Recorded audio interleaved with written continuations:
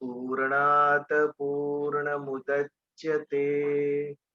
पूर्णस्य पूर्णमादाय पूर्णमेवावशिष्यते। ओम शांति शांति शांति। जय Shri Krishna.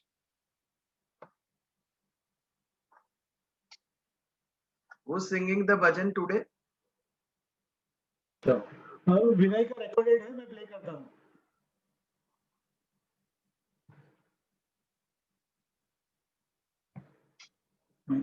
Vinay, you are mute.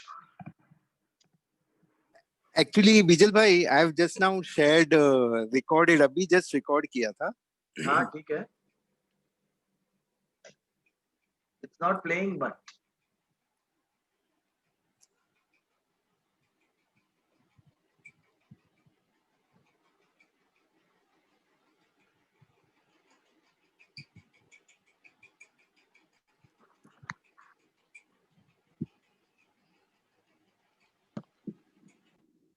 जन वासुदेव कुटुंबकम परिवार को समर्पित।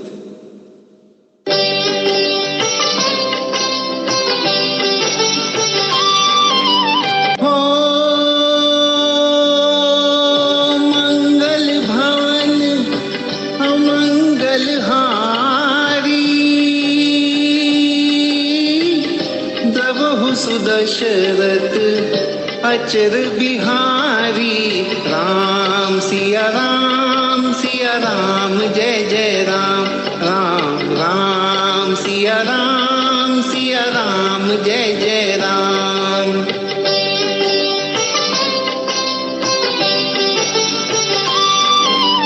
हो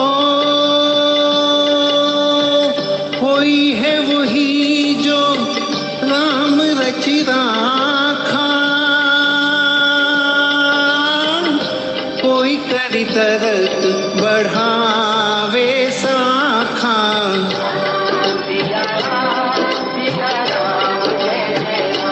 राम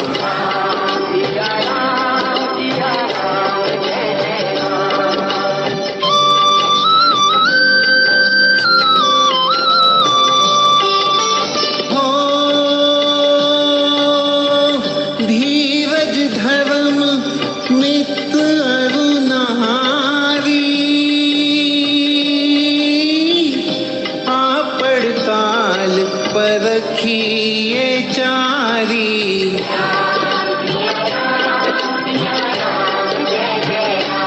राम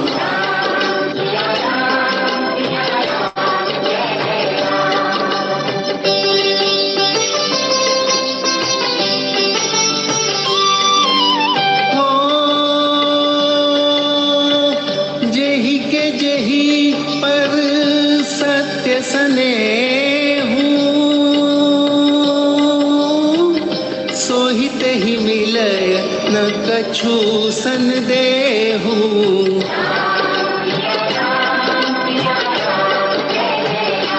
राम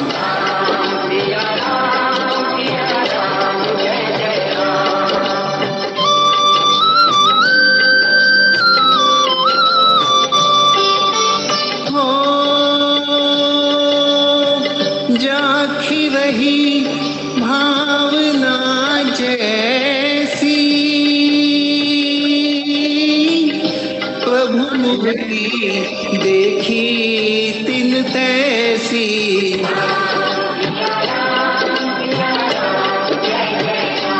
राम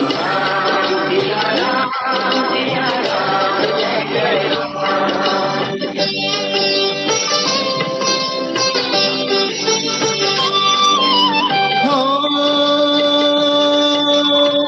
रघुकुल रीत सदा चली आई, प्राण जाए पर वचन न जाई।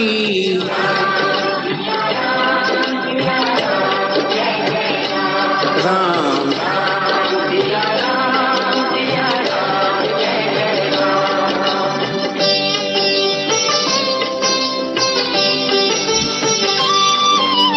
हो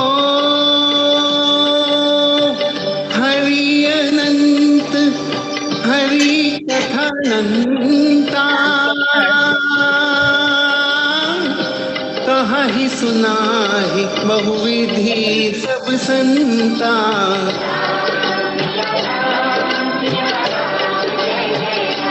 राम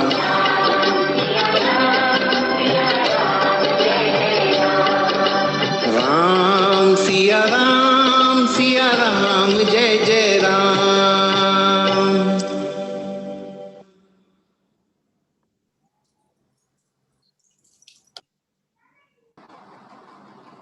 बहुत सुंदर।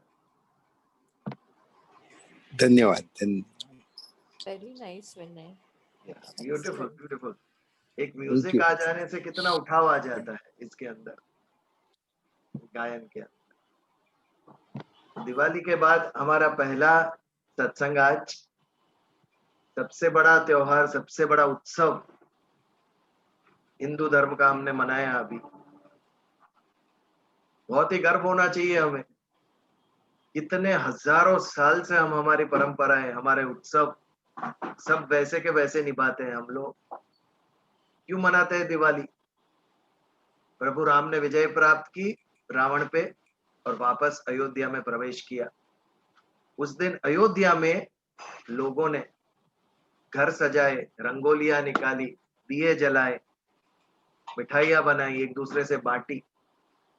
ये जो उत्साह था उनका, ये उत्साह उत्सव में परिवर्तित हुआ। कोई भी उत्सव होता है, हमारे इतने सारे, होली, दिवाली, नवरात्रि, ये सभी उत्सव क्यों मनाते हैं हम? क्योंकि मन के अंदर उत्साह प्रवेश करता है। जब मन के अंदर उत्साह आता है तब वो उत्सव के स्वरूप में बाहर प्रकट होता है। तो हमारे मन का उत्साह बना रहे तो सदैव दिवाली, हम सबका जीवन दिवाली होना चाहिए, सारा वर्ष दिवाली होना चाहिए। हमारे अंदर कोई भी नर्वसनेस, विषाद कुछ भी ना प्रवेश है और उत्साह बना रहे, ये हमारे जीवन का ध्येय होना चाहिए। और ये कैसे बना रहेगा उत्साह? जब ईश्वर के साथ हम संलग्न हो जाएंगे, एक रूप हो जाएंगे, तब वहां से निरंतर एक सात्विक विचार, सात्विक उत्साह हमें प्राप्त होता रहेगा। सप्ताह में एक बार हम सत्संग करते हैं कि हमारे मन के सभी जो निर्बलताएं हैं, वीकनेसेस है, वो सब स्वच्छ हो जाए। ईश्वर से एक 45 मिनट्स, एक आवर ईश्वर के बारे में सोचने से, उनके विचार के ऊपर विचार करने से, उनके उपदेश पर विचार करने से हमारे अंदर एक नया उत्साह निर्माण होता है जीवन जीने का। जीवन किस प्रकार जिए, इसकी सही दिशा हमें दिखती है जब भगवान से नजदीक हम जाते हैं। तो ऐसे ही भगवान श्री कृष्ण का उपदेश हम आगे ले जाते हैं। प्रथम अध्याय विषाद योग के 39 श्लोक पर हमने विचार किया। कथम न ज्ञेयम अस्माभिः पापात् स्मान निवर्तितुम कुलक्षय कृतम दोषम प्रपश्यद्भिर्जनार्दन। हमें पता है कि हम ये करने जा रहे वो पाप है, हमें पता है ये पाप है, तो इसका निवृत्ति का कारण क्यों ना सोचे हम। कुलक्षय कृतम दोषम, ये शब्द आगे बहुत आने वाला है। अभी इसके आगे के जो 3-4 श्लोक है सभी में इसके ऊपर बहुत बड़ा ये विचार किया गया। कुलक्षयम, सारे की सारी जाति का नाश होना, सारे कुल का नाश होना, इसका जो पाप है ये हमारे सिर पे आएगा, क्योंकि हम युद्ध करने खड़े हैं। कभी भी एक व्यक्ति से युद्ध नहीं होता है, दोनों जब निश्चय करते हैं तभी युद्ध होता है। तो हमारा भी उसमें हाथ है, हमने भी निश्चय किया कि हम भी युद्ध करेंगे, अपने स्वजनों को मारेंगे। तो इस युद्ध से निवृत्ति का हम विचार क्यों ना करें। कथम न ज्ञेयम अस्माभिः, हम क्यों विचार ना करें। पापाद अस्मान निवर्तितुम, निवृत्ति, व्हाट इज निवृत्ति, इसके ऊपर हम बात कर रहे थे। एक वृत्ति और एक निवृत्ति। वृत्ति यानी एटीट्यूड, मन के अंदर जैसी वृत्ति ऐसे विचार और ऐसी इच्छाएं, और जैसे विचार और जैसी इच्छाएं वैसे हमारे कर्म हो गए, वैसी हमारी एक्शंस होगी। तो ये वृत्ति का सद्वृत्ति या दुर्वृत्ति, ये दोनों से ऊपर उठना, ये हमारा लक्ष्य होना चाहिए।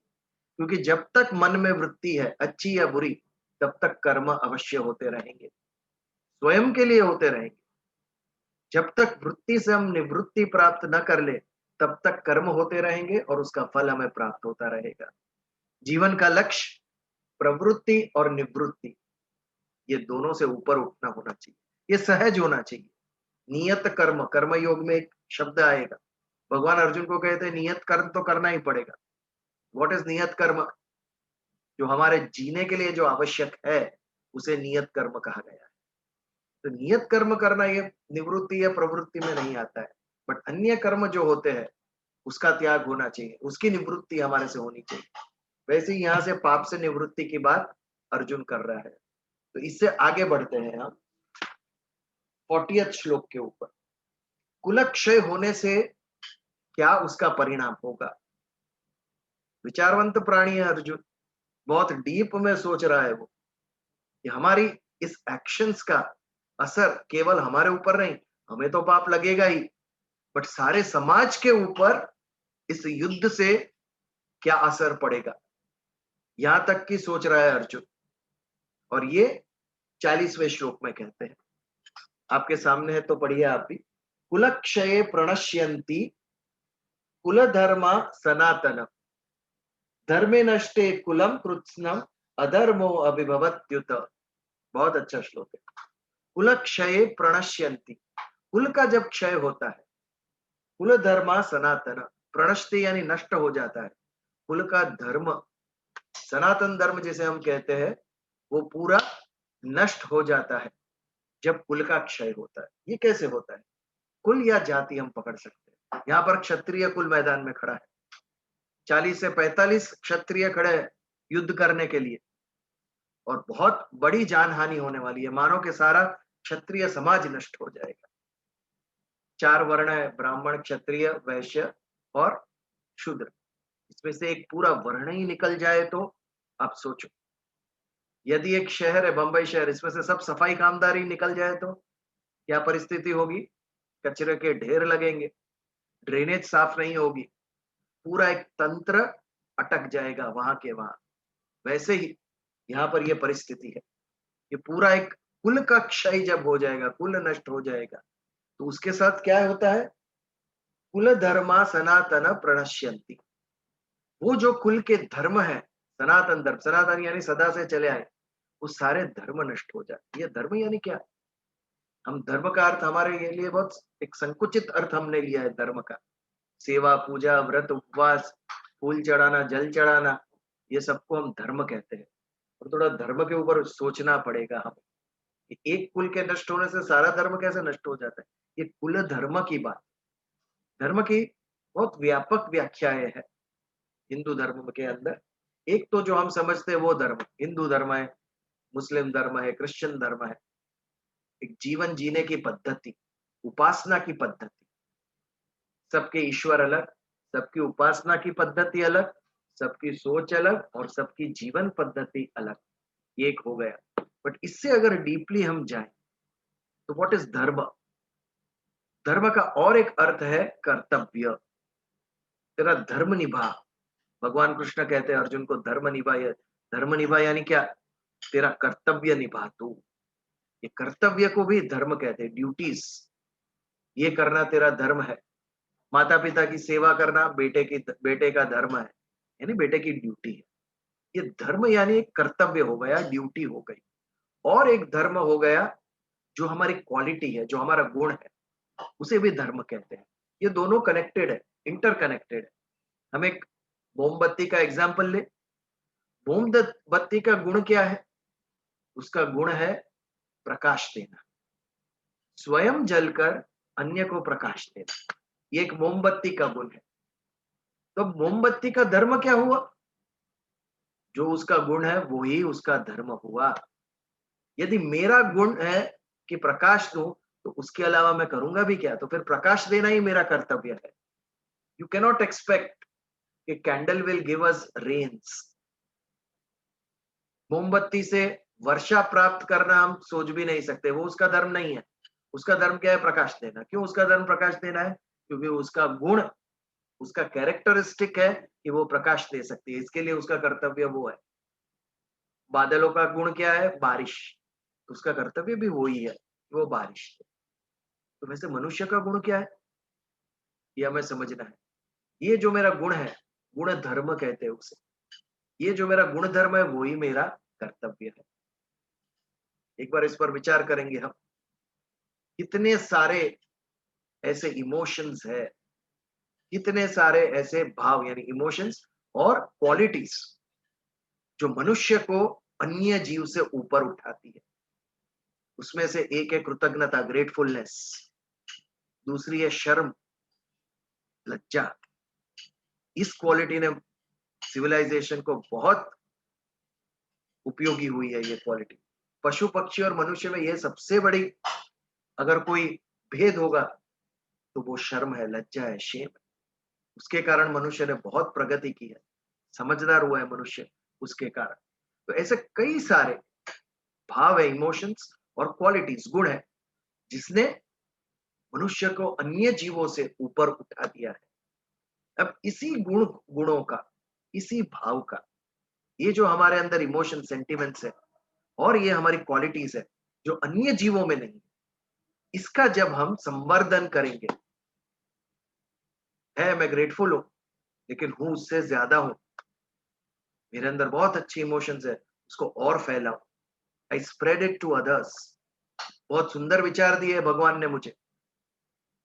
एक बीज में क्षमता है कि वृक्ष बने, एक बीज इतना बड़ा वृक्ष बन के फल दे सकता है। तो हम क्या अच्छे विचार लोगों के मन में बोए तो उसके अच्छे फल नहीं प्राप्त होंगे समाज को? अवश्य होंगे। विचार भी स्प्रेड होता है, जैसे फैशन स्प्रेड होती है वैसे विचार भी स्प्रेड होता है। आप बच्चों की हेयरकट देखो, हमारे यहाँ तो बहुत सारे कॉलेजेस स्कूल्स है, ये कैसे ये बाल की हेयरकट कहाँ से आ गई? सब ऐसे बाल काट रहे हैं। पेपर में कहीं भी एडवर्टाइज तो देखी ही नहीं है मैंने कि कल से आर्मी कट काटनी है, फिर भी सभी बच्चे एक करे तो सभी करते हैं। कोई भी बिना विचार का अनुकरण करना ये फैशन है। Without any logic you go on doing it, this is fashion.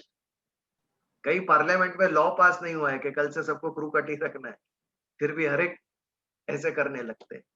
ये कपड़ों की इतनी फैशन बदलती है, हु डिसाइड्स कि कल से सब ऐसा ही पहनेंगे? लेकिन कोई एक शुरुआत करता है और बाकी के सब उसको फॉलो करते हैं। कोई लॉ पास नहीं होता है पार्लियामेंट में, कहीं पेपर में एडवर्टाइज नहीं आई है, कहीं सोसाइटी में रेजोल्यूशन पास नहीं हुआ है, फिर भी सब लोग करने लगते हैं। विचार में इतनी ताकत है, कंटेजियस। कोरोना से भी ज्यादा कंटेजियस हमारे विचार है। एक विचार किसी ने प्रस्तुत किया, दूसरा उठाएगा ही, उसको पसंद आया तो ये अभी हमारे हाथ में है कि क्या हम लोगों तक लेके जाए। इष्ट विचार लेके जाएंगे तो उसे अच्छा ही होगा समाज के अंदर। तो हम गुण और धर्म की बात कर रहे थे। तो ये जो हमारे अंदर गुण है, क्वालिटीज है, जो अन्य जीवों में नहीं है, ये जो हमारे इमोशंस है जो अन्य जीवों से ज्यादा हमें प्राप्त हुए, इसका संवर्धन करना, यही ह्यूमन डेवलपमेंट है। What is human development? हम डिग्रीज समझते हैं, हम आर्थिक प्रगति समझते हैं, मटीरियलिस्टिक ऑल प्रोग्रेस हमारा, एक से दो गाड़ी, दो फ्लैट हुए, इसे हम प्रोग्रेस है, ये आर्थिक प्रोग्रेस है। हम डिग्रीज प्राप्त करते हैं, ये इंटेलेक्चुअल प्रोग्रेस है। But what is human development? हमारे रहे गुण और हमारी संवेदनाएं, हमारी इमोशंस, इसको सही प्रकार से डेवलप करना, this is human development. To develop as a human, एक मनुष्य कैसा होना चाहिए, अन्य जीवों से अलग है, तो उस प्रकार से उसका डेवलपमेंट होना चाहिए। इन गुणों का जो development, qualities, this is human development, developing the qualities of human. तो इस प्रकार ये जो गुण, गुण धर्म मेरी क्वालिटीज है। अभी क्षत्रिय के अंदर कौन सा गुण था? कि अपने जीवन का उन्हें डर नहीं था, मैं जीव या मरूं लेकिन मैं युद्ध करूंगा, मैं रक्षण करूंगा मेरी प्रजा का। ये गुण जिसके अंदर देखा, उनको क्षत्रिय बनाए। जिसके अंदर विद्या देखी, इंटेलिजेंस देखा, बुद्धि प्रतिभा देखी, ये गुण उसके अंदर था, तो उनको, जो ब्राह्मण वर्ग था, उनकी ड्यूटी उनको दी गई। अब समझिए कि कुल का क्षय हुआ तो ये जो विशिष्ट गुण वाला व्यक्ति था, विशिष्ट गुण वाला जो पूरा समूह था, यदि पूरा समूह ही नष्ट हो जाए तो कितना बड़ा समाज के अंदर प्रॉब्लम क्रिएट हो सकता है। ये विषय की बात अर्जुन कर रहे हैं कि यहाँ पर सारा क्षत्रिय कुल नाश होने की कगार पर है। तो आर्यव्रत में बाहर से कोई अटैक करेगा तो रक्षण कौन करेगा भारत भूमि का, यदि युद्ध में इतने सारे सब मर गए? इसके बाद वाले जो जनरेशन आएंगे उसको युद्ध विद्या कौन सिखाएगा? ये डिफिकल्ट है, क्योंकि जिसको मालूम था वो तो सब मर गए युद्ध के मैदान पर। कुलक्षये प्रणश्यंती कुल धर्मा सनातन। तो ये जो कुल का, ब्राह्मण कुल होगा या क्षत्रिय कुल होगा या जाति होगी, वो जो सनातन धर्म से कई सालों से चले आ रहे, उनके जो कर्तव्य थे, उनका जो धर्म था, वो उसके बाद वाली पीढ़ी को कौन समझाएगा कि ये कैसे होता था, what is the right way? पिछली बार हमने नालंदा यूनिवर्सिटी का उदाहरण लिया था कि जब खिलजी ने उसको जला दिया तो 3 दिन तक उसके जो ग्रंथ, जो पुस्तक को आग लगाई, वो आग 3 दिन तक चली थी। इतने सारे पुस्तक नष्ट हो गए। और जब एक विश्वविद्यालय नष्ट हुआ तो उसके उसकी सब विद्या चली गई और बहुत सारे अच्छे विचार उसके साथ लुप्त हो गए। बुद्धिज्म को बहुत बड़ा भारी इससे ये नुकसान हुआ था, क्योंकि बौद्ध धर्म की बहुत सारे ग्रंथ नालंदा यूनिवर्सिटी में थे जो जल के बिहार में थी। तो इस प्रकार एक लाइब्रेरी जला दिया आपने, और या मनुष्य के अंदर रहे विचार, जो हमारी परंपरा है, कोई हमें बताता नहीं है, बट बचपन से हम देखते आए, हम करते आए, तो सबको पता है कि ये हमारी रीत थी, ये हम ऐसे करते हैं। ये सब सारी अच्छी बातें वो कुल के साथ नष्ट हो जाए। और इससे आगे क्या होगा? यदि क्षत्रिय सारे मर कट गए कुरुक्षेत्र के मैदान में, तो पीछे बचेगा कौन? पीछे बचेगी केवल स्त्री और बच्चे। उनका रक्षण कौन करेगा? उनके ऊपर नियंत्रण कौन करेगा? समाज को जो संचालन करने वाले थे वो सब तो युद्ध में मर गए। तो इससे कितना बड़ा भारी पाप होगा। कुलक्षये प्रणश्यंती कुल धर्मा सनातन, धर्म नष्टे कुलम कृत्स्नम। जैसे ही धर्म नष्ट हो जाता है तो संपूर्ण कुल को अधर्म घेर लेता है। कुल कृत्स्नम अधर्मो अभिभवत्युत। अधर्म सारे कुल को घेर लेगा, दबोच लेगा। व्हाट इज अधर्म? अभी धर्म की व्याख्या की, धर्म से जो विपरीत है। मेरा ये गुण है तो इस गुण के मुताबिक मेरा कर्तव्य होना चाहिए। यदि मैं वो नहीं करता हूं तो मैं अधर्म कर रहा हूं। मेरी जो जिम्मेदारी एक नेचुरल, सहज मेरे अंदर है। प्रकृति ने एक सहज जिम्मेदारी स्त्री को दी है, बच्चे का पालन पोषण करना। और अगर वो ना करे तो वो अपना अधर्म कर रही है, वो अपने धर्म से विमुख हो रही है। वो परिवार का और बच्चों का पालन पोषण करना, ये एक सहज गुण दिया है ईश्वर ने स्त्री को। और वो यदि करे तो वो धर्म कर रही है, नहीं तो अधर्म। अधर्म यानी जो हमारी ड्यूटी है वो नहीं करना। हमारी ड्यूटी समझाने वाला कोई नहीं रहेगा, लोगों को धर्म समझाने वाला कि तुझे क्या करना चाहिए और क्या नहीं करना चाहिए। जब ये होगा, राइट और रॉन्ग की समझ एक बालक घर में, परिवार में, परिवार सबसे बड़ी यूनिवर्सिटी है मनुष्य की। बचपन से बड़ा हुआ तब तक कितनी समझ हमें मिलती है। हर एक स्टेप पर माता पिता बड़े हमें कहते हैं, बड़े भाई बहन, ये करना चाहिए, ये नहीं करना चाहिए, ऐसे नहीं बोलते, ऐसे बोलते हैं, ऐसे बिहेव नहीं करते, ऐसे करते। नेचुरली हम सीखते जाते हैं हमारे परिवार के अंदर। यदि कोई सिखाने वाला नहीं रहा तो जो एक ऑर्फन बालक है, जिसके माता पिता नहीं है और ऑर्फनेज में बड़ा हुआ है, उसके और परिवार में जो बड़ा हुआ है वो बालक के अंदर संस्कार का फर्क देखिए आप। वहां पर उसके ऊपर संस्कार नहीं हुआ है, यहाँ पे संस्कार हुआ है। How should I think, how should I behave, इन बातों की समझ बचपन से हमें परिवार में प्राप्त होती है। ये संस्कार है, सम्यक आकार। कैसे सोचना चाहिए, what is the right way of thinking, ये हमें परिवार में मालूम पड़ता है। मनुष्य पहले गैदरर था, खाना ढूंढने के लिए फल सब्जी एक गांव से दूसरे गांव घूमते ही रहते थे, एक वन से दूसरे वन। फिर जब एग्रीकल्चर करना सीखा, खेतीबाड़ी सीखा, जब तब एक जगह पे स्थिर हुआ। और जब एक जगह पे स्थिर हुआ तो एक कल्चर डेवलप हुआ इसे हम सिविलाइजेशन कहते हैं। What is civilisation? Civilisation comes from the word civic. Civic यानी सिटी। सिविक वर्ड सिटी के ऊपर से आता है। सिटी में कैसे रहते हैं और आदिवासी कैसे रहते थे वन में, ये दोनों में अंतर हुआ। एक ही स्थान पर जब मनुष्य स्थिर हुआ तो again and again, again and again जब वो उत्सव मनाने लगा, एक ही क्रिया करने लगा, तो एक डिस्टिंक्ट कल्चर निर्माण हुआ।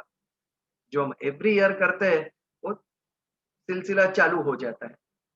हमने दिवाली मनाई, अब 5-6 हजार साल किसे कहते हैं? बीच में ऐसे 10 साल भी नहीं आए होंगे कि भारत में दिवाली की सेलिब्रेट नहीं हुई होगी। एक ऐसी परंपरा हमारे अंदर आ गई है कि हम सेलिब्रेट करते ही रहते हैं, बिना रोके बिना टोके, क्योंकि वो हमारे मन के अंदर बैठ गई है। हम श्रद्धा पूर्वक उसे करते हैं। अगर खाली बौद्धिक प्रक्रिया होती तो हमने कब का लॉजिक लगा के उड़ा दिया होता, लेकिन इसमें श्रद्धा है। ये भगवान राम के लिए हम कर रहे हैं।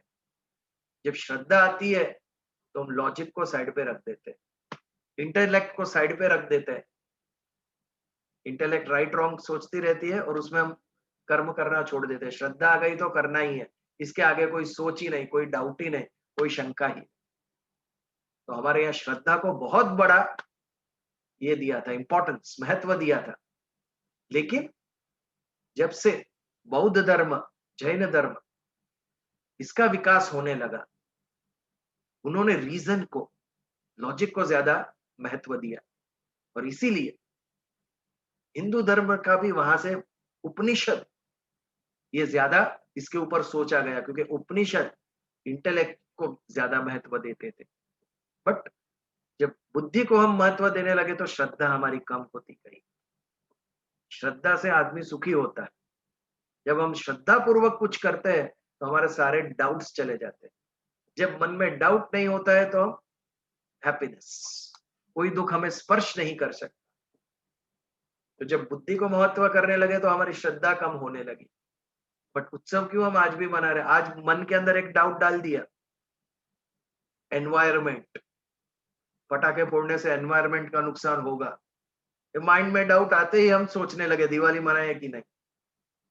तो यदि केवल श्रद्धा होती तो भगवान राम का आज विजय था और हमें दिवाली मनानी है।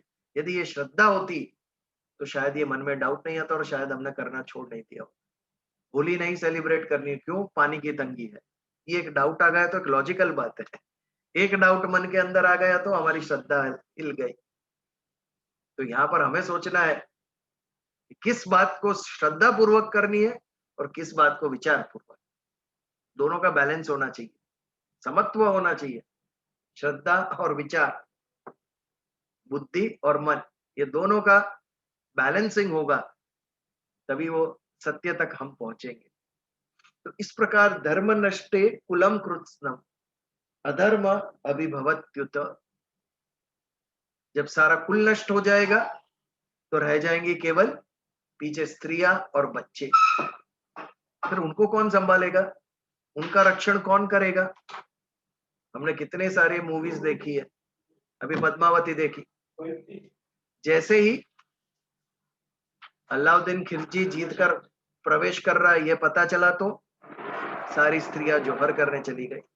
क्यों?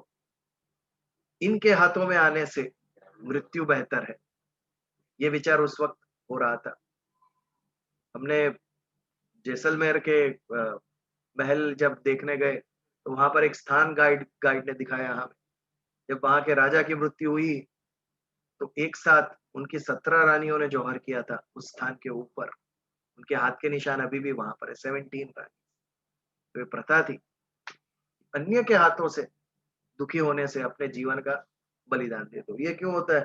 धर्म नष्टे कुलम कृत्स्नम अधर्मो अभिभवत्युत। अधर्म घुस जाता है जब समाज को नियंत्रण करने वाला कोई नहीं है, कोई बताने वाला नहीं है, कोई समझाने वाला नहीं है कि this is right, this is wrong. और तब हमारी बुद्धि नष्ट हो जाती है और मन में जैसे सही गलत विचार आते हैं वैसे व्यक्ति करने लगते हैं। इसी को कलयुग कहते हैं कि हम सोच कर नहीं करते, जैसे ही इच्छा हुई।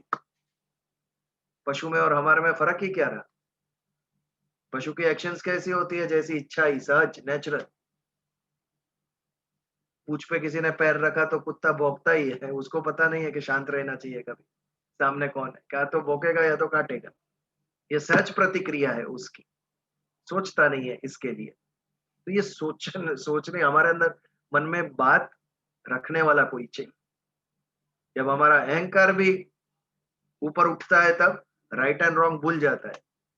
कल तक हमें पता था, जब आज क्या हो गया, आज अहंकार इतना बढ़ गया कि बुद्धि नष्ट हो गई। उस वक्त पता नहीं चला हमने क्या कर डाला। दूसरे दिन वापस सोचते हम, ये शायद गलत कह दिया मैंने, या गलत कर दिया। बट उस वक्त क्रोधात भवति सम्मोह, सम्मोहात बुद्धि नाशो। क्रोध से सम्मोह उत्पन्न होता है और सम्मोह उत्पन्न होने से बुद्धि का नाश हो जाता है हमारा। तो इस प्रकार यहाँ पे अर्जुन को भी मोह हुआ है। वो सोचता है सही लाइन पर, is thinking on the right track. हमको ऐसा ही लगता है सबको, because he was at that level. Arjun हमारे स्तर पे था, वो ही देख रहा था कि लोगों की मृत्यु होगी, लोगों की कुल नष्ट हो जाएगा, धर्म नष्ट हो जाएगा, because he was at our level. भगवान उससे ऊपर देखते थे कि इतने लोग नष्ट हो जाएंगे, वो होने वाले ही है। आप नहीं करोगे तो आपके भाई तैयार है युद्ध करने को। द्रौपदी ने तो कह दिया था अर्जुन को, यदि अर्जुन या पांडव नहीं लड़ेंगे तो मेरे 5 बेटे लड़ेंगे, मेरे भाई लड़ेंगे, मेरे पिता लड़ेंगे, लेकिन मैं इस अपमान का बदला लेकर रहूंगी। माता कुंती ने भी आदेश दिया था युधिष्ठिर को कि तैयारी करो युद्ध की, वो भी लड़ते। तो यदि अर्जुन एक अकेला लड़ने से मना करने से, उसके एक अकेले के मना करने से युद्ध तो अटकता ही नहीं, वो तो होने वाले ही थे। यहां पर ये लोग शस्त्र लेकर, सैन्य लेकर सामने खड़े हैं। वो मारने आए तो अर्जुन ना लड़े, बाकी थोड़ी ना लड़ेंगे, बाकी तो लड़ने वाले ही थे। तो अर्जुन को मोह उत्पन्न हुआ उसके लिए, वो ये सब सोच रहा है। लेकिन उसके भाई ऐसे सोचेंगे नहीं, अन्य लोग भी ऐसे सोचेंगे नहीं। युद्ध होगा और मरने वाले जो है वो मरने ही वाले। भगवान आगे की सोचते हैं, धर्म संस्थापनार्थाय संभवामि युगे युगे। ये एक युद्ध होगा, लेकिन अधर्म का नाश होगा। इसके बाद इस स्तर का युद्ध नहीं होगा, लोग समझ जाएंगे। एक विश्व युद्ध, 2 विश्व युद्ध, लोगों ने देखा कितना महाविनाश होता है। 2 बम फूटे आज तक, एटम बम, सिविल एरिया पे, सिटीज पे, हिरोशिमा नागासाकी। 75 इयर्स हो गए उसको। उसके बाद मनुष्य ने प्रयास नहीं किया है एटम बम फोड़ने का दूसरे लोगों के ऊपर। उन्होंने देखा कितना महाविनाशक है। वैसे ही भगवान देख रहे हैं, ये युद्ध होगा, लेकिन इसके बाद शांति प्रस्थापित होगी। ये जो अधर्मी लोग हैं, उसके नाश के लिए सैक्रिफाइस, भोग देना पड़ेगा। आगे की प्रजा के सुख शांति के लिए इस प्रजा को भोग देना पड़ेगा। भगवान उस स्तर पे सोच रहे, अर्जुन इस स्तर पे सोच रहा है। और विराट स्वरूप जब दिखाया भगवान ने, अर्जुन को क्लियरली कहा था, ये सब मर चुके, ये सबकी आयु खत्म हो चुकी है, इनका मरना निश्चित है। तो युद्ध करे ना करे, ये सब मरने वाले। तो तेरा ये शोक करना व्यर्थ है। बात भले ही सही हो, हमें सीखना मिलता है अर्जुन के प्रश्न से कि धर्म नष्टे कुलम कृत्स्नम अधर्मो अभिभवत्युत। अधर्म घेर लेता है। व्हाट इज अधर्म? हमारे कर्तव्य को जब हम भूल जाते हैं, दैट इज अधर्म।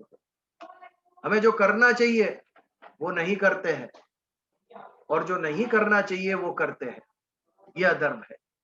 ऐसा होने लगता है जब समाज के कोई नियम नहीं रहते हैं, जब परिवार के कोई नियम नहीं रहते हैं, और व्यक्ति केवल उसको जिसमें सुख मिलता है वैसे ही करता है। उसके जो विचार है उसी मुताबिक मुझे जीना है, ये जब भाव हमारे अंदर आ जाते हैं, और उसे हम फ्रीडम कहते हैं, ये अधर्म है। हमारी ड्यूटीज, हमारा कर्तव्य हम भूल गए। मुझे आगे किसी ने पूछा था कि शॉर्टेस्ट आप गीता को कैसे एक्सप्लेन करोगे? मैंने कहा एक शब्द में, धर्म। गीता टीचेस अस धर्म।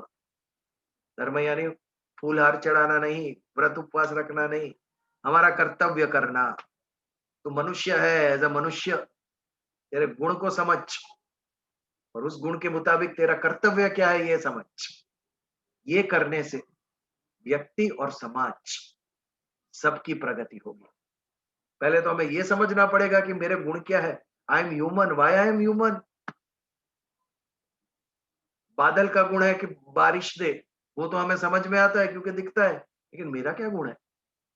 हर एक वस्तु का, वृक्ष का गुण है छांव देता है और फल देता है, ये उसका गुण है, तो धर्म भी उसका वही है।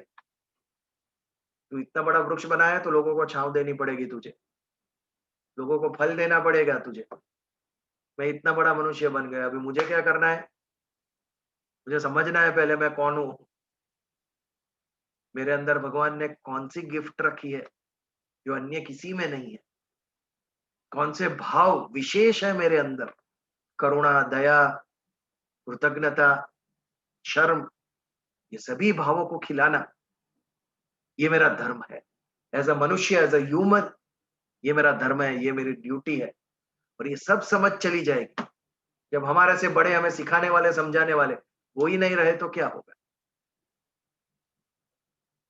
सुख और दुख आते रहेंगे, उसको दोनों को समान भाव से लेना, ये हमें समझना है जीवन में।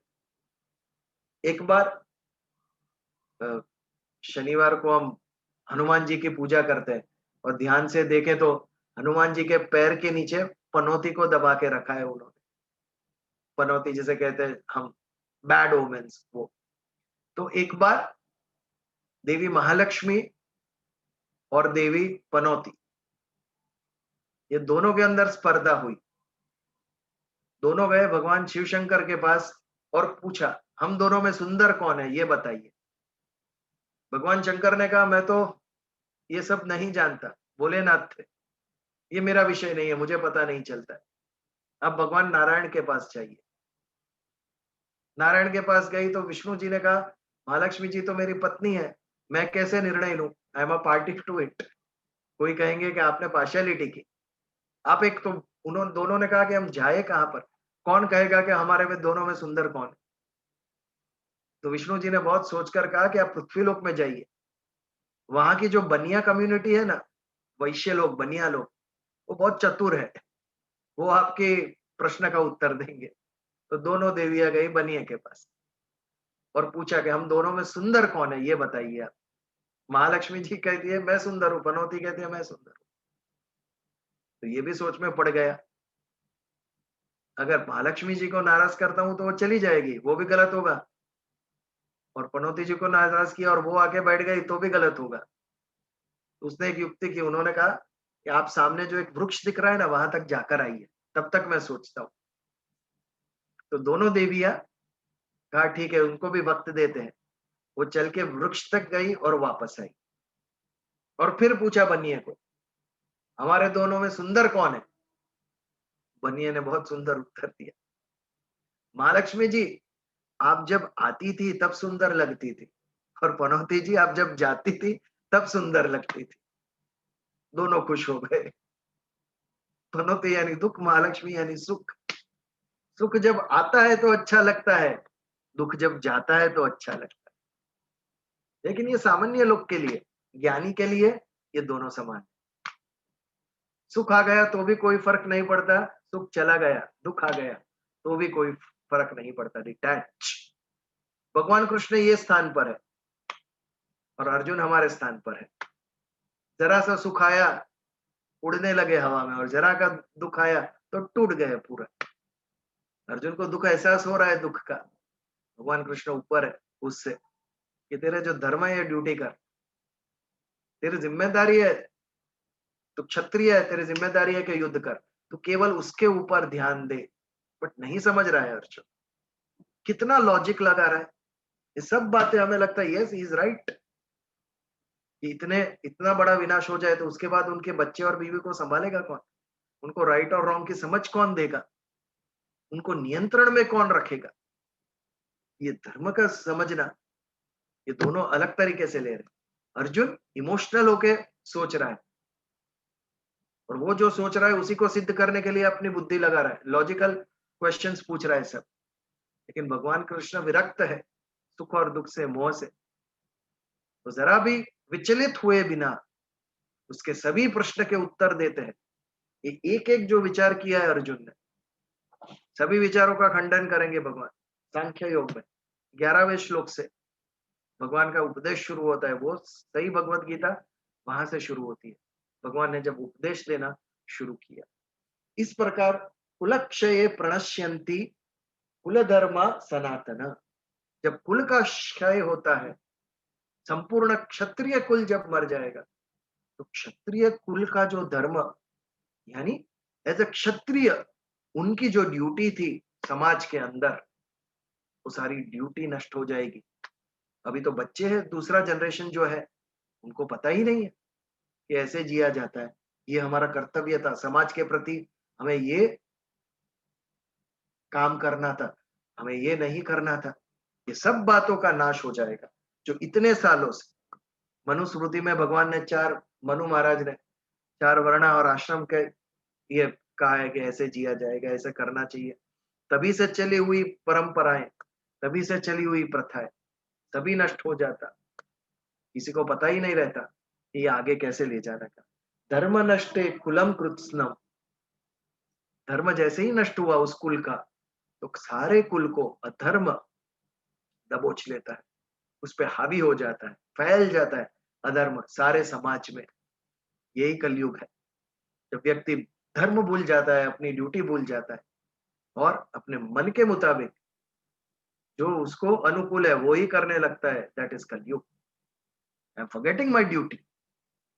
ह्यूमन बर्थ मिला है तो मुझे ड्यूटी भी होनी चाहिए। यदि सभी श्रेष्ठ जीवों में श्रेष्ठ मनुष्य है, तो सभी जीवों से सबसे ज्यादा जिम्मेदारी मनुष्य की है कि ये सृष्टि चक्र को कैसे बनाए रखे। ये पृथ्वी के ऊपर जितने भी जीव है, सभी का संवर्धन कैसे हो, ये देखना भी मनुष्य की जिम्मेदारी है। आज ही हमें ज्ञान हुआ है, कितने सारे सेंचुरीज बना रहे उत्तर प्रदेश में, असम में, सब जगह पर अलग अलग प्राणियों का अभी फिगर्स बढ़ रहे हैं। टाइगर की संख्या बढ़ गई है, राइनोसरस की संख्या बढ़ गई है, जो एक्सटिंक्ट होने के कगार पे थे वो। ये भी हमारे ही प्रयास से हो रहा है। ये अच्छी बात है कि हमें हमारा धर्म क्या है, हमारी ड्यूटी क्या है, ये समझ में आ रही है। आज तक केवल प्रगति के नाम पे हम विनाश कर रहे थे, एनवायरनमेंट का विनाश कर रहे थे, बायोडाइवर्सिटी का विनाश कर रहे थे। एक जंगल का नाश होने से उसके लगे हुए कितने जंतु, कितने पक्षी, पशु सभी नष्ट हो जाते, सारी बायोडाइवर्सिटी नष्ट हो जाती। एक रात में आर्य कॉलोनी में 1200 पेड़ काट दिए। इतना भयंकर किया हम। एक जब बिल्डिंग गिरती है तो हमें कितना दुख होता है कि बम्बई जैसे शहर में किसी के पास रहने का घर था, वो घर टूट गया, अब कहाँ जाएगा वो व्यक्ति। तो पक्षी के बारे में नहीं सोचा, ये जो पेड़ था वो उसका भी घर था। एक क्षण में काट दिया हम लोगों ने। हमारी ड्यूटी, हमारा धर्म हम भूल गए एज ए मनुष्य। तो एक शब्द में भगवत गीता को कहना है तो धर्म है वो। इस 18 अध्याय में भगवान कृष्ण अर्जुन को केवल उसका धर्म सिखा रहे हैं। तो यहां पर हम 40वें श्लोक का समापन करते हैं। इसके ऊपर यदि कोई प्रश्न हो तो 2-5 मिनट हम ले सकते हैं। If anybody has any question on today's श्लोक, then we can take it. Otherwise, we can move ahead.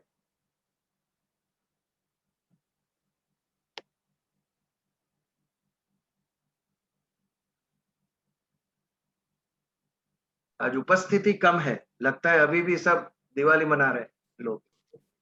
Out of station काफी लोग हैं शायद। या मुझे आज मैसेज आया, Mahabaleshwar, Matheran, Lonavala, everything is packed. अगर किसी को जाना है तो बुकिंग करा के जाना। मैं बोला ये सब कोरोना लेके ना आए तो अच्छा है, वापस मुंबई के अंदर। दिल्ली में तो ऑलरेडी केसेस बढ़ रहे हैं। Yeah. So if we have any question, we can take it. नहीं तो फिर we continue. बीजल Guruji, I have a question. Yeah, tell me. अगर समझिए किसी की ड्यूटीज नहीं होती है पूरी, तो उससे उसका कर्म भी बनता है, या कर्म is all together different only? I mean it is not related to धर्म, अगर धर्म छूटता है तो कर्म बनता है, या कर्म अलग है और धर्म अलग है? कैसे अलग है? धर्म इज टू बी एग्जीक्यूटेड। धर्म हम जब कर्म करते हैं तभी धर्म सिद्ध होता है ना। एक माता का धर्म है कि बच्चे का पोषण करे। बच्चे का पोषण करना ये कर्म है। हम जब कर्म करेंगे तभी हमारा धर्म सिद्ध होगा। पर अगर वो कर्म नहीं होता है तो क्या वो कर्म बन जाता है? डेफिनेटली वो आप अधर्म कर रहे हो, इसका बुरा फल आपको प्राप्त होगा। आपने अपनी ड्यूटी नहीं निभाई। तो नोइंगली या अननोइंगली, बट वो फिर भी Yes. कर्म ही बन जाता है। अननोइंगली अभी भी समझ सकते हैं, बट नोइंगली यदि हम करें तो वो तो पापी हो गया ना। हमें पता है कि ये हमें करना है, हमने नहीं किया तो दूसरा उससे दुखी हो सकता है। और ऐसा नहीं है कि ये समाज सेवा है। व्हाट इज धर्म? जो मेरी ड्यूटी है उसके विषय में भगवान कह रहे ओके। हैं। यदि अगर हम वो नहीं करते हैं तो हम अधर्मी कह रहे हैं। व्हाट इज अधर्मी? हम अधर्मी समझते हैं जो सेवा पूजा पाठ नहीं करता है वो अधर्मी। हाँ, केवल एक केवल एक वो अधर्मी एक नहीं है। अच्छा, ये हमारी ड्यूटी है कि हम भगवान की सेवा पूजा करें। ये बिल्कुल। ड्यूटी हम नहीं निभाते हैं, इसके लिए हमें अधर्मी कहा गया। But it is not limited to temples and gods. हमारे जीवन में भी जो हमारी ड्यूटी है, हाँ, हमारा जैसे धर्म एज है, अ व्यक्ति, जैसे As a एज अ व्यक्ति, एज अ ह्यूमन बीइंग, या as a parent, as a as a brother, parent, as a son. As a son, whatever the duties जो भी जिसके लिए हैं, हाँ, अगर वो उसको नहीं निभा पाते, नहीं कर पाते, तो क्या वो भी एक उसका कर्म बन जाता है कि इसने ये होते हुए नहीं किया है तो इसका ये कर्म है? ये आप रामायण देखिए, आप जी राम को देखिए, हर एक एंगल से उन्होंने हर एक उनके जो रिश्ते थे उसकी मर्यादा निभाई है। जी as a brother, as a husband, as a son, as a king, as a friend, Sugriva के साथ जो उन्होंने दोस्ती निभाई, और एज एन एनिमी। जी एनिमी में भी वो श्रेष्ठ थे। भले ही रावण की हत्या की, लेकिन रावण को उसके ऊपर मान था। जी राम के हाथों मुझे मिलता है। ये कितना कठिन है, आसान नहीं है। ये जी हमारे एनिमी के माइंड में भी हमारे रिस्पेक्ट हो। राम के बाद किसी को मैंने देखा तो वो गांधी जी। उन्होंने ब्रिटिश को भारत से निकाला, फिर भी British respected him. Yes he was the only Indian जिसको किंग ऑफ इंग्लैंड ने इनवाइट किया था for T in his palace. इस व्यक्ति को, उसका जो दुश्मन है, जो राजा का राज्य वो छीनने वाला है, उसको भी सम्मान है उसके ऊपर, और उनको घर पे चाय पिलाने को बुलाते हैं। ये कितना जबरदस्त कैरेक्टर होगा। वो हम स्वार्थ को नहीं, तत्व को पकड़ के जब चलते हैं तभी ये संभव होता है। Not for me but for the society, for others, what is right that I have to do. Okay. ये धर्म हो गया, हमारे स्वार्थ के लिए नहीं, बट ये this is the right thing. इसकी जरूरत है। व्यक्ति नहीं, विचार। हमेशा व्यक्ति से ऊपर विचार को रखना। विचार यानी थॉट, जो तत्व है उसको, ये पकड़ के यदि हम चले तो लंबा चलेगा। यदि हम यहाँ पर एक म्यूजिकल ये पार्टी रखे, 1 घंटा अलग अलग म्यूजिक के सॉन्ग्स ही गाए हम, चलो एक ट्राई घंटे करते से ज्यादा चलेगा। हैं। ऐसा एंटरटेनमेंट है ना। बट समझेंगे क्या उससे? कल 1 घंटा बहुत अच्छा गया हमारा, जी, बट कल क्या? हल इस कुछ पर समझ। विचार भी नहीं होगा। 2 दिन के बाद भूल भी जाएंगे कौन से गाने सुने थे हमने। सही बात। इट विल नॉट ट्रांसफॉर्म मी। मुझे चेंज नहीं करेगी वो बात। ये अच्छा, फर्क है कि धर्म इतने हजारों साल तक क्यों टिका हुआ है। उसका एप्लीकेशन है, इट ट्रांसफॉर्म्स मी। इसके लिए भगवत गीता टिकी है। It appeals to every mind. ये बात। और कुछ? जी नहीं, बस यही। Thank you so much. अगलेश और कोई, या वी कैन कंटिन्यू? अगले श्लोक का बिगिनिंग ले लेते हैं। 10:30 बज गए। 41st श्लोक। अधर्मा विवाद कृष्ण प्रदुष्यन्ति कुलस्त्रिय स्त्रीषु दुष्टाशु वार्ष्णेय जायते वर्ण संकर। अब जब कुल धर्म नष्ट हो गया, कुल के जो भी बड़े लोग थे वो सब मर गए, तो पीछे बच्चे और स्त्रियां बच जी गई। जी। तो इनका क्या होगा? इनके ऊपर इसका क्या असर होगा? क्यों स्त्री जौहर करती थी? जब उसका पति रणभूमि में हार के दूसरा राजा नगर में प्रवेश करता है, उसके पहले क्यों वो मर जाती थी? ये सब विषयों के ऊपर चर्चा ये श्लोक में इससे रिलेटेड है, ये क्यों ऐसा होता था। बट उसकी शुरुआत हम आज नहीं कर रहे, सिर्फ समझ रहे कि वर्ण संकर क्या है, कैसे ये वर्ण संकर किसे कहते हैं, उसका उल्लेख पहली बार किया गया है। इस विषय के ऊपर हम अगले मंगलवार को, और अगले मंगलवार को शायद हम प्रत्यक्ष सत्संग का प्रयास कर रहे हैं कि टेरेस पे मिलेंगे भी और साथ में ऑनलाइन भी चालू होगा जो नजदीक में नहीं रहते। We are going to try it. यदि सफल हो गए तो वी विल बिगिन। तो यहाँ पर आज का सत्संग हम समापन करते। आप सभी को हैप्पी दिवाली और हैप्पी न्यू ईयर, सबको साल मुबारक मेरे तरफ से। प्रार्थना सेम करें। टू यू, साल मुबारक, हैप्पी न्यू ईयर। साल मुबारक, साल मुबारक। ओम असतो मा सद्गमय तमसो मा ज्योतिर्गमय ज्योतिर्गमय मृत्युर्मामृतंगमय। ओम शांति शांति शांति शांति। शांति। जय श्री जय श्री कृष्ण। जय श्री कृष्ण। जय श्री कृष्ण। अब यदि किसी को चर्चा करनी हो तो वी कैन कंटिन्यू, अदरवाइज सत्संग का समापन हो गया यहाँ।